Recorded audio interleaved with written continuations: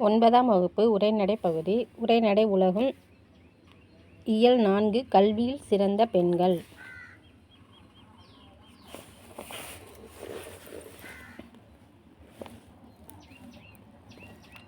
கையில் உள்ள செல்வத்தைக் காட்டிலும் நிலைத்த புகழுடையது கல்விதான். ஒருவருக்கு வாழ்வின் இறுதி வரையிலும் கை கொடுக்கிறது. கல்வி பெறுதலே பெண்களுக்கு அழகு. சங்க காலத்தில் உயர்ந்திருந்த பெண் கல்வி இடைக்காலத்தில் ஒடுங்கி போனது. பெண் கல்வியை மீட்டெடுக்க உலகம் முழுவதும் சான்றோர் பலர் பாடுபட்டிருக்கின்றனர். மருத்துவர் முத்துலட்சுமி முதல் மலாலா வரை சாதனை பெண்கள். ஒவ்வொருவரின் வரலாற்றுக்கும் ஒரு சோதனை காலமும் ஒரு வேதனை முகமும் இருக்கின்றது. பெண் கல்வி காலூன்றி நடந்த வந்த பாதைகளை காட்டும் நாட்டுப்புற கலை வடிவமான வில்லிசை பாட்டு செவிமடுப்போம். பாடத்தில் பெண்மை துணிவு. மூவலூர் ராமமிர்தம் அம்மையார் 1883 முதல் 1962 வரை தமிழகத்தின் சமூக சீர்திருத்தவாதி, எழுத்தாளர், திராவிட இயக்க அரசியல் செயல்பாட்டாளர். தேவதாசி ஒழிப்பு சட்ட நிறைவேற்ற துணை நின்றவர். இவரின் பெயரில் வழங்கு வந்த திருமண நிதி உதவி திட்டம் 2022 to 2023 ஆண்டு முதல் உயர்கல்வி உறுதி திட்டம் என பெயர் மாற்றம் செய்யப்பட்டுள்ளது. இத்திட்டத்தின் கீழ் அரசு பள்ளிகளில் அரசு உதவி பெறும் தமிழ்வழி பள்ளிகளிலும் 6ஆம் வகுப்பு முதல் 12ஆம் வகுப்பு வரை பயின்று உயர்கல்வி பயில்வதற்காக கல்லூரியில் சேர்கின்ற அனைத்து பெண் குழந்தைகளுக்கும் மாதந்தோறும் 1000 ரூபாய் அவர்கள் பட்டப்படிப்பு முடியும் வரை வழங்கப்படுகிறது. தெரிந்து கொள்வோம். சங்ககால பெண்புலவர்கள் சிலர். ஔவையார், ஓக்கூர் மாசாத்தியார், ஆதிமந்தியார், வெண்ணிக்குயத்தியார், பொன்முடியார், அல்லூர் நல் முல்லையார், நக்கண்ணையார், காக்கைப்பாடியனார், வெள்ளி வீதியார், காவற்பெண்டு, நப்பசலையாட்.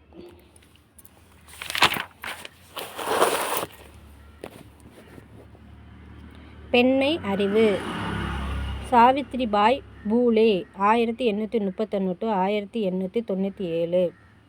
1848ஆம் ஆண்டு பெண்களுக்காக தொடங்கப்பட்ட பள்ளி ஆசிரியராக பணியாற்றியவர். இவரே நாட்டின் முதல் பெண் ஆசிரியர்.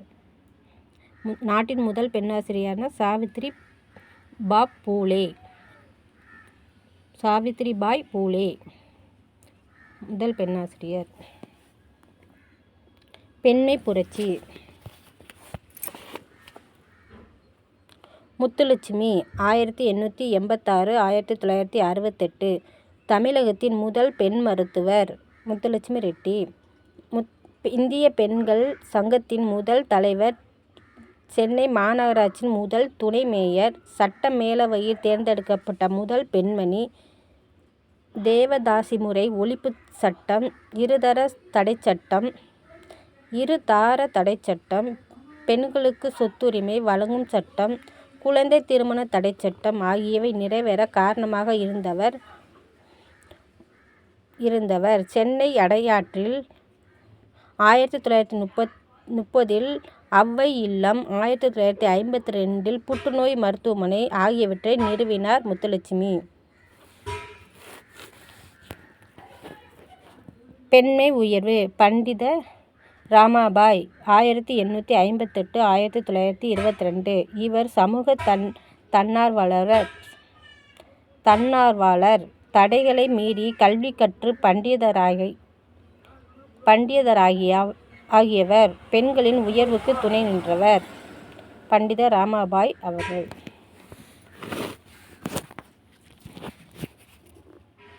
யார் இவர்? பாகிஸ்தானின் பெண்கல்வி வேண்டுமென போராட்டம் களத்தில் இறங்கிய போது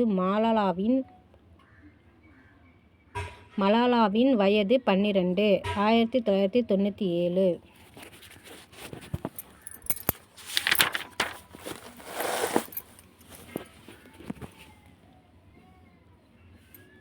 பெண் கல்வி ஊக்குவிப்பு திட்டம்.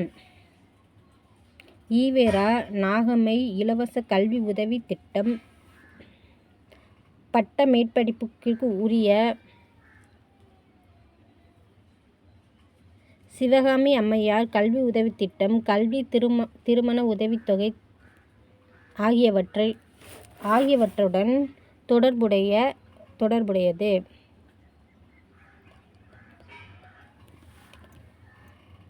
தனித்தமிழில் சிறந்த நீலாம்பிகை அம்மையார் 1903 1943. இவர் மறைமடிகளின் மகள். மறைமலை அடியார்களின் மகள். தந்தையைப் போலவே தனித்தமிழ் பற்றுடையவர்.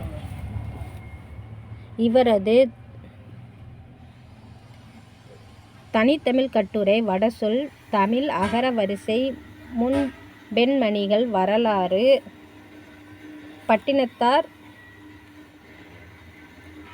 பாராட்டிய மூவர் ஆகிய நூல்கள் தனித்தமிழில் எழுத விரும்புவோருக்கு மிகவும் பயனுள்ளவை.